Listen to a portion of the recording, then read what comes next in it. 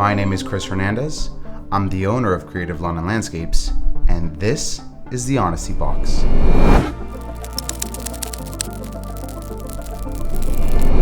All right, question number one is, what's the biggest lie you've heard another landscape company tell a homeowner? I had a homeowner call me once. Their company that they were using was trying to sell them on some landscape services, and they wanted to inquire whether I believed that they actually needed said landscape services. This company used AI generation ChatGPT to create a rendering of something that wasn't. So here in Southwest Florida, we have a specific palm. It's called the areca palm. And the areca palm is widely known for getting something, it's like a cancer that's called Ganoderma. Ganoderma is not a matter of if, it's a matter of when, because they inevitably all get it. It's just the way it goes. Some can take several months to several years, but in an effort to try to upsell a client, they took a picture of an areca palm and had it generate Ganoderma. And the way you know you have Ganoderma is because it grows this little mushroom looking thing on the base of it, and that's your dead giveaway that you've got Ganoderma. So it generated that, and they wanted me to come out and check it out, and lo and behold, it did not have Ganoderma. So that's one of the most egregious lies that I've heard a company tell a client.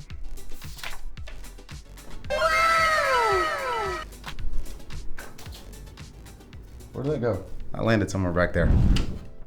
What's something a client can say that immediately makes you nervous about taking their project? So this one is actually pretty easy for me because I have a couple.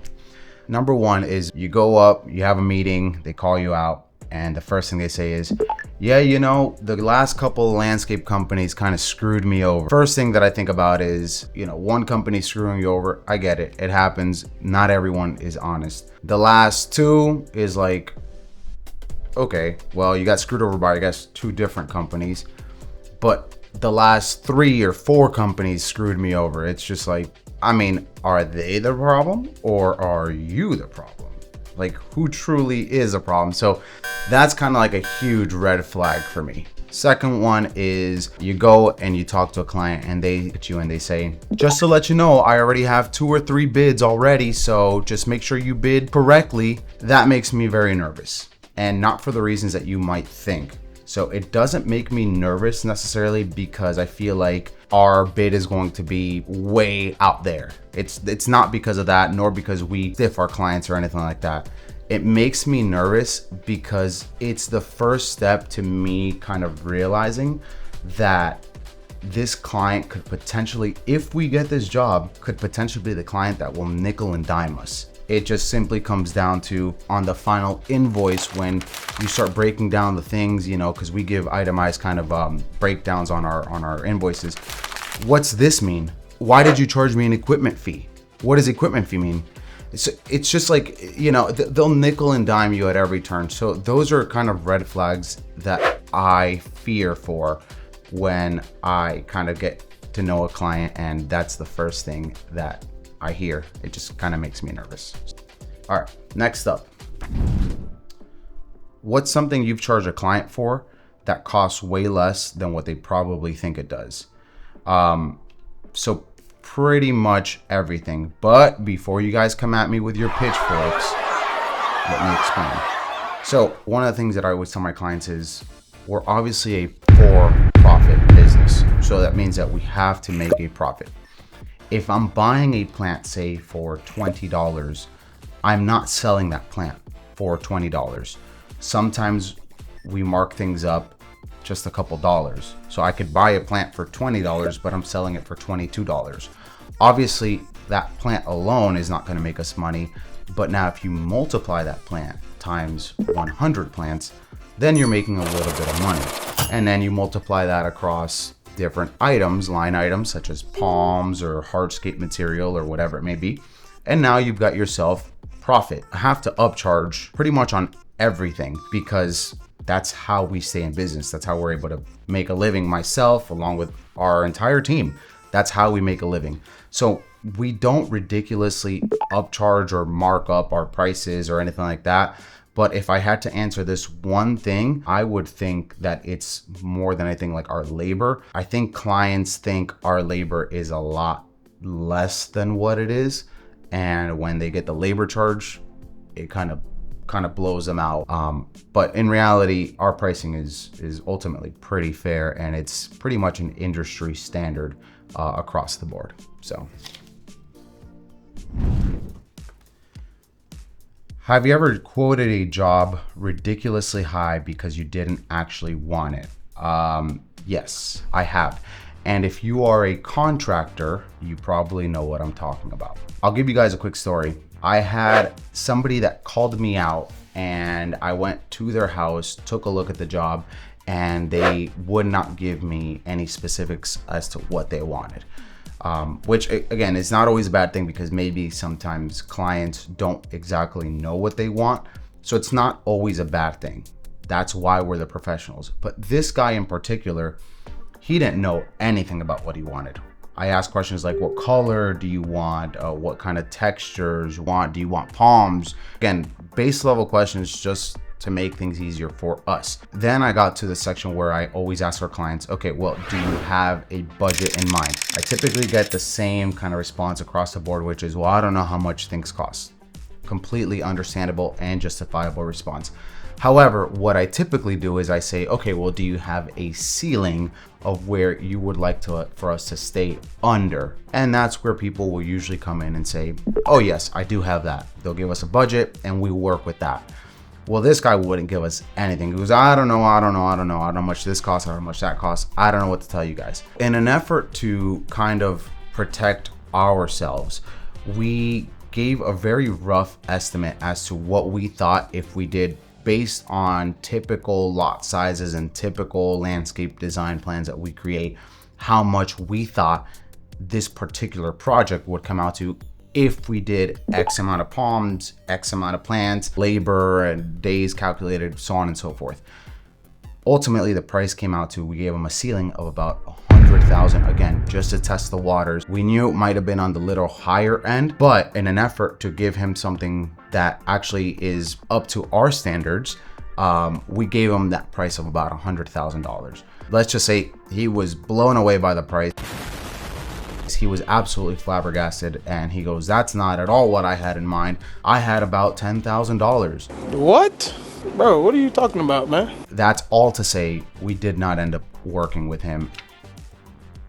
Next one. What's the most unreasonable thing a client has ever expected you to do for free? Okay, so we've been asked to do a number of things for free. You know how there's like boy math, girl math. Well, there's something called client math. And so what they do is they typically will tell you, hey, you know how your guys service our property? They're there for 30 minutes servicing our property. What we want you to do is we want you to not take care of our house today, but instead we want you to do X, Y, Z thing. And they'll justify it as a 1-for-1. Sometimes the things that they've asked is, can you help us move? Another instance is I've had clients ask me to do designs for free. They'll say, hey, can you make a design for us? Just, again, give us a couple ideas is the way they frame it. If you give us a couple ideas, we'll better understand, and then we might use you. If not, then we'll buy the plans ourselves and do it ourselves. Designs like that take weeks to create. So that is 100% for free. I can't make this stuff up. So that's some of the craziest things that we've been asked to do for free. Bye-bye. All right. Have you ever finished a project and secretly thought, I don't like this? Yeah, I have. And to be honest, the client absolutely loved it, which ultimately is what matters. Now, not to say that we won't give our professional opinion, because I will always kind of interject if need be, but that doesn't always stop the client from saying, well, you know what, at the end of the day, I am paying for this. It is my house, and they are 100% right. They are paying for it, and it is ultimately their house. I will implement it for them, and if they want my opinion, I'd give it. And if they don't want my opinion, then I will shut up and just do what I gotta do. So yeah. Next one. What is the most amount of money you've ever made on a single landscape job? Do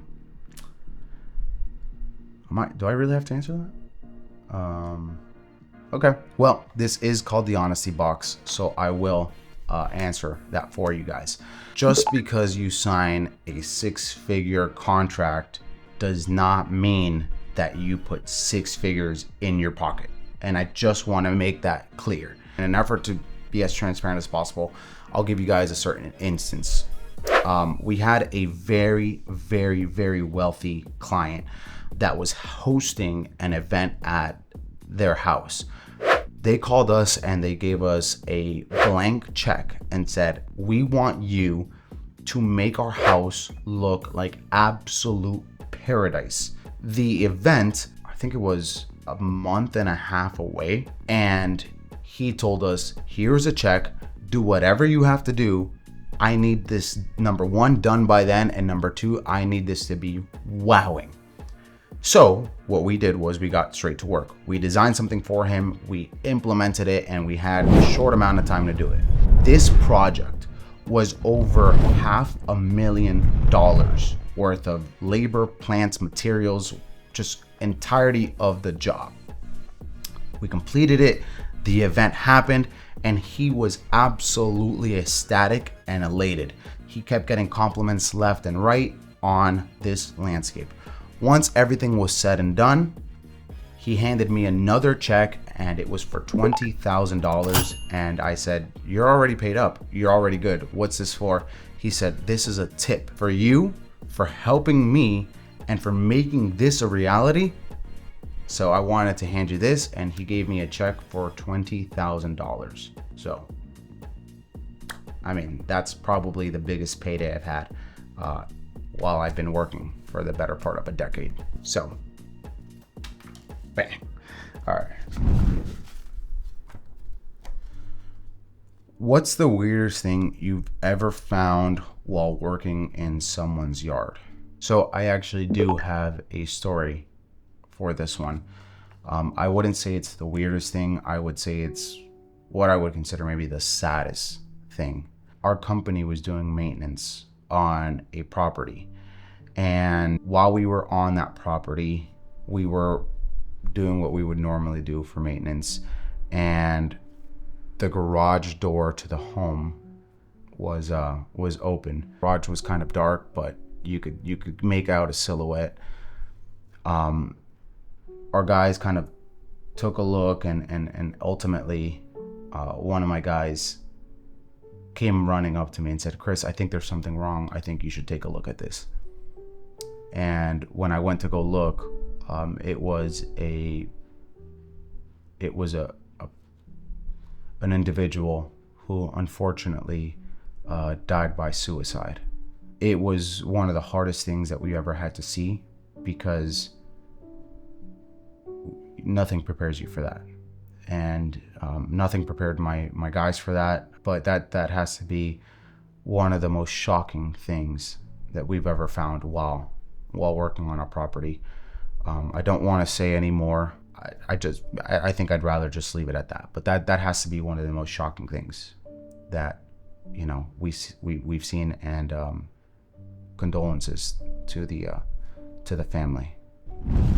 What's the craziest request a client has ever made? I'm not sure if I could share this, but again, it is the honesty box, so I will oblige. This was when I was a lot younger. I had just started working in this industry, and we finished a job for a client that I went to go give their final invoice to. And let's just say that she propositioned me. And said proposition was, if you come and live with me and take care of my, let's say, needs, I will make sure that I put you in my will. Yes, you heard that right. I was just as shocked as you are. And let's just say that I politely declined said offer. I was not about to do that, but that has to be the absolute most crazy request I've ever received. Ever. But yeah, that's that. So that was pretty crazy. All right, what's something landscape companies don't want their customers to know? Being 100% honest, I think one of the things that landscape companies don't want you to know is we also don't know what your landscape is going to look like. And what do I mean by that? So we design it and we install it, and we even know what a mature plant is going to look like at maximum height and at mature height and so on and so forth. The problem is we are working with living things. So although we plan for how it should in a perfect ideal world look, we can't fully know exactly how it'll look. The same way that we as humans get sick is the same way that a plant can get sick. There is no way that we could know 100% of how something will look. So a lot of companies might tell you it will look like this. If they tell you with 100% certainty, it is my personal belief that they might be fibbing a little bit, because I will always be transparent with our clients. I don't know exactly how it's going to look. I know how I want it to look, and I can plan for how it should look, but I can't promise that it will look like that, if that makes sense. And that was the Honesty Box. Thank you guys for watching. Don't forget to subscribe, to like, to turn on your post notifications, and to share these videos with your friends, because it means the absolute world to me, and it helps me continue to make videos like this if you guys like them. Make sure to leave your comments down below, and I will see you guys next week in next week's video.